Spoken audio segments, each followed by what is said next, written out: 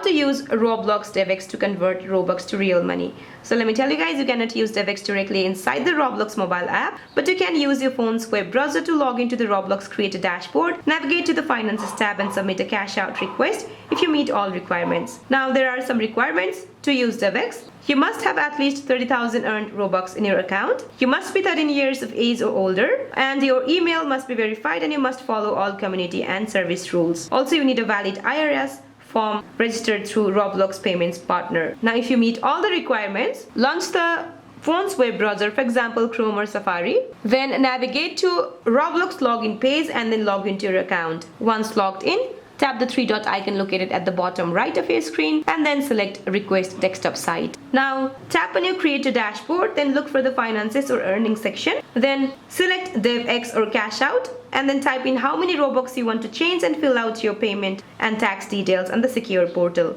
So that's it for this video, guys. I hope this video is helpful. Please don't forget to like and subscribe. See you in my next one.